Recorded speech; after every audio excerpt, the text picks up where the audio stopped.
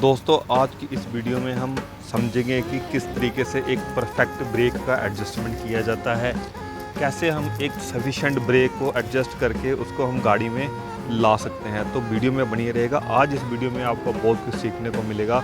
सबसे पहले देखिए, हमने यहाँ पर टायर बाय टायर हम जहाँ ब्रेक एडजस्ट करेंगे। सबसे पहले हम राइट साइड वाले टायर के पास आ जाते हैं, जहाँ पर हमने एक स्पैनर लगा रखा है, जहाँ पर एक एडजस्टिंग स्क्रू होता है। सबसे पहले कुछ नहीं करना, उस एडजस्टिंग स्क्रू को फुल टाइट कर दीजिए।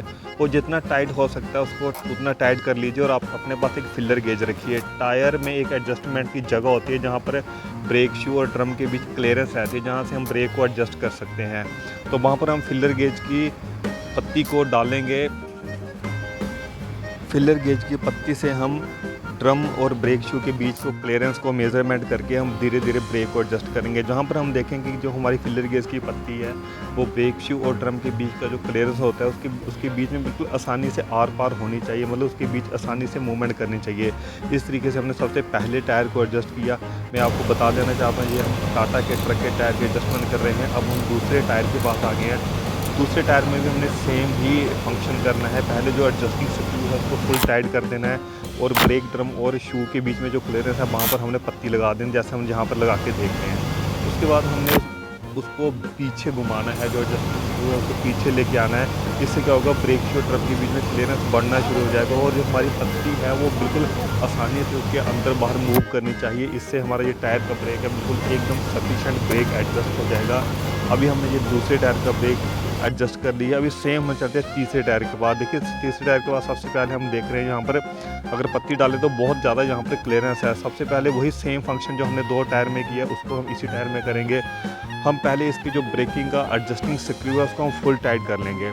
उसको फुल टाइट कर लेना, उससे क्या होता है कि जो ब्रेक शू और ड्रम के बीच का क्लियरेंस होता है वो बिल्कुल ख़त्म हो जाता है, बिल्कुल जीरो हो जाता है। फिर हम धीरे धीरे उसको पीछे की तरफ हम घुमाएंगे स्क्रू को स्पैनर की मदद से, जिससे क्या होगा कि हमारा ब्रेक शू और ड्रम के बीच में क्लियरेंस बढ़ना शुरू हो जाएगी। और उसी प्रकार हम अपने जो फिलर गेज की पत्ती को डाल रखे हैं उस पत्ती को हम चेक करेंगे कि कहाँ पर आके बिल्कुल परफेक्टली मूव कर पा रही है, यानी सफिशेंट हमें ये स्पेस दे पा रही है ताकि वो पत्ती आराम से अंदर बाहर जा सके। इस तरीके से हमने ये तीसरे टायर का भी ब्रेक एडजस्ट कर लिया।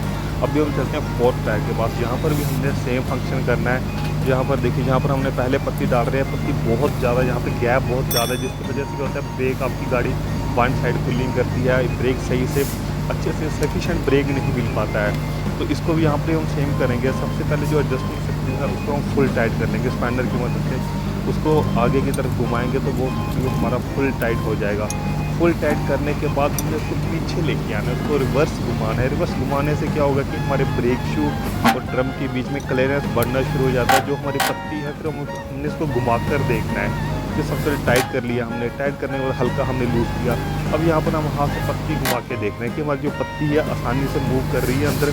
तो ये देखिए, ये हमारी मैकेनिकल जजमेंट भी होता है। तो इस तरीके से हमने चारों टायर का ब्रेक एडजस्ट किया है।